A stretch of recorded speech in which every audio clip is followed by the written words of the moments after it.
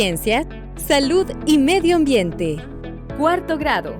Factores que limitan el crecimiento poblacional de un ecosistema: temperatura, humedad y luz. Bienvenidos, estimados estudiantes, nuevamente a tu espacio Aprendamos en Casa. Mi nombre es Jorge Ávila y en esta ocasión vamos a hablar sobre los factores que tienen que ver con el crecimiento poblacional. ¿Cuáles vamos a ver? Pues vamos a ver la temperatura, vamos a ver la humedad y también la luz. Primero que nada, hay que ir definiendo qué es un ecosistema. Un ecosistema es una comunidad biológica que está compuesta por diferentes seres vivos y el medio de su entorno. En general, se dividen o los podemos clasificar de dos maneras, como factores bióticos y factores abióticos.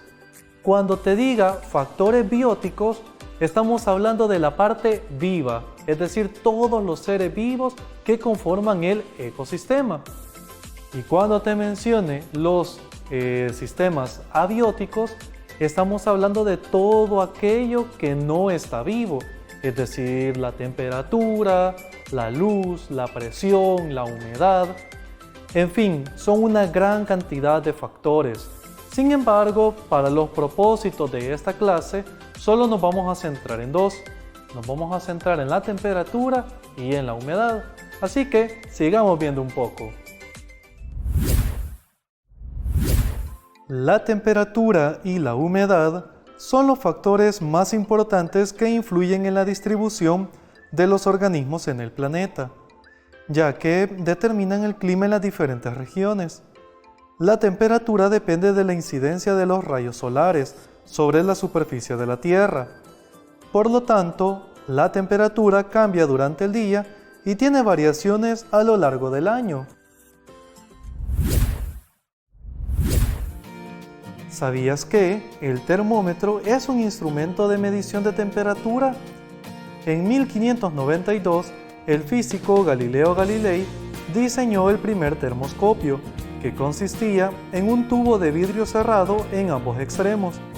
Posteriormente, en 1612, otro físico, Santore Santorio, introdujo una graduación numérica al invento de Galileo Galilei y le dio uso en medicina para medir la temperatura de las personas.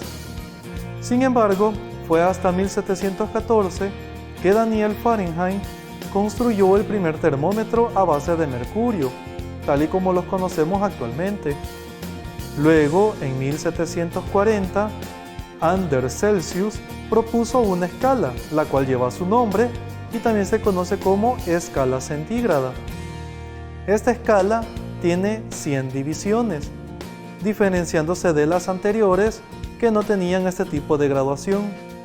Actualmente, la escala Celsius es generalizada y se usa en diferentes trabajos científicos y también para reportes del clima.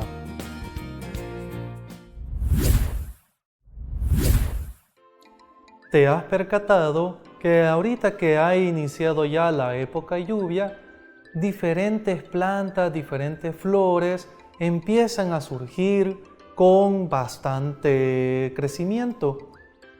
Quiero que notes el siguiente montaje que acabo de hacer de un experimento muy sencillo. Si observas, tengo acá una planta dentro de una botella. Es una botella cualquiera, una botella común y corriente. Y la planta que le he puesto no es ninguna planta en especial, puede ser cualquier planta que tú quieras poner. En general, ¿qué es lo que he hecho? Como puedes observar, tengo la botella, lo corté y puse la planta con su respectiva tierra y toda la plantita como tal. ¿Qué es lo que quiero que le pongas especial énfasis o especial interés a lo que está pasando acá? Quiero que notes cómo se ha condensado diferente humedad en las paredes de la botella. Para que estuviera así, la he tenido en el sol durante buena parte del día. ¿Por qué ha ocurrido esto? Principalmente por dos razones. La primera de las razones por las cuales ha ocurrido es por la humedad que tiene la tierra. a recibir la radiación proveniente del sol, esta empieza a evaporarse. Entonces cuando se empieza a evaporar, empieza a condensarse en las paredes. La segunda razón por la cual esto ha ocurrido es porque la planta también está transpirando. Sí, aunque te parezca raro, las plantas también transpiran igual que nosotros, el equivalente a estar sudando.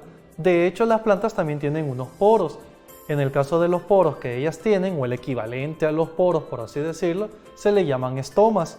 Entonces, las hojas que se encuentran acá, a través de los estomas, están transpirando y están liberando vapor de humedad. Y por eso es que puedes ver que se encuentra condensado de esta forma. Entonces vemos cómo la humedad es algo muy importante. Pasemos a un segundo experimento para ver cómo funciona o de qué depende la temperatura. Veamos el siguiente experimento. Aquí tengo construido ahorita un termoscopio. Ya te voy a explicar con un poco de detalle qué es el termoscopio, pero primero quiero que observes los objetos que tengo en la mesa. Aquí tengo un recipiente cualquiera que le he colocado agua. La cantidad de agua aproximadamente es la mitad de la botella y su temperatura es temperatura ambiente. Fácilmente puede ser el agua que ha sacado del chorro. Lo único diferente que he hecho es que lo he teñido con un colorante porque vamos a necesitar hacer bastante contraste para observar algo minuciosamente. Si observas, también en la parte de la tapadera se le perforó un agujero donde se le depositó, donde se deslizó una pajilla.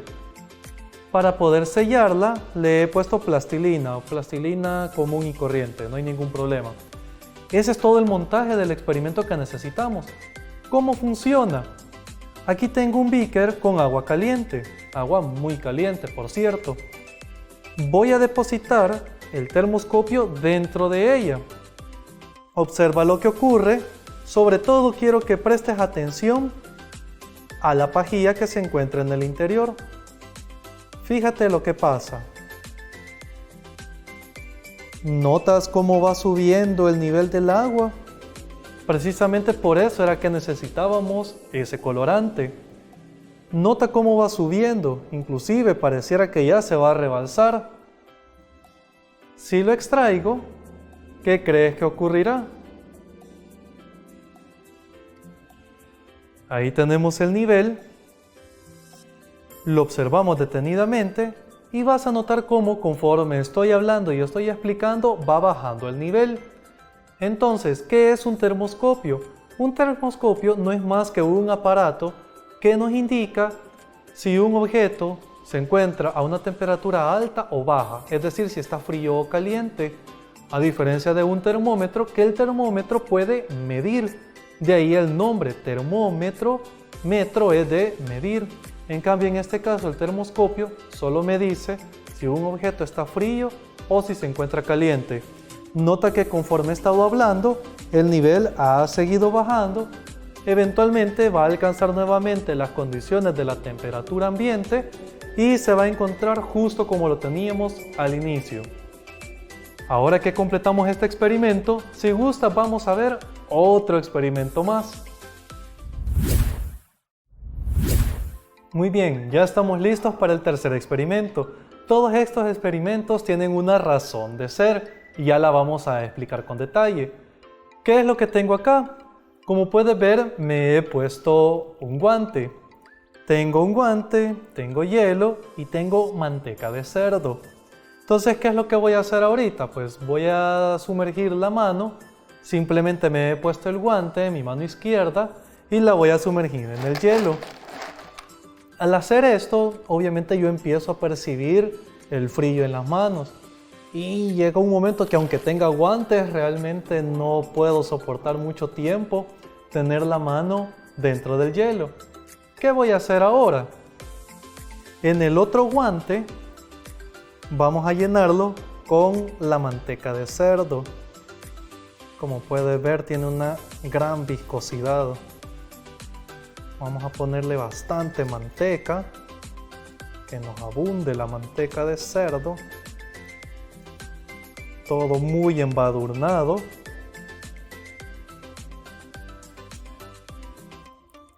Y ahora procederé a ponerme el guante, con toda la dificultad que eso conlleva.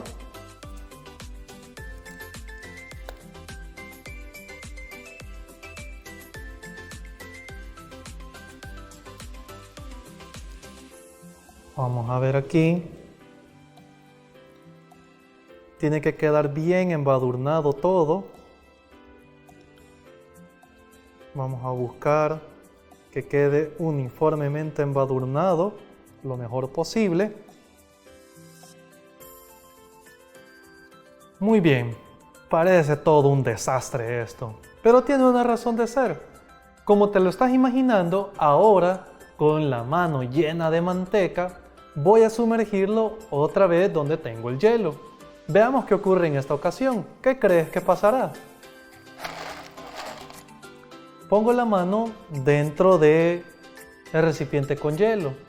La diferencia respecto al caso anterior es que ahora tengo sumergida la mano y puedo soportar más tiempo.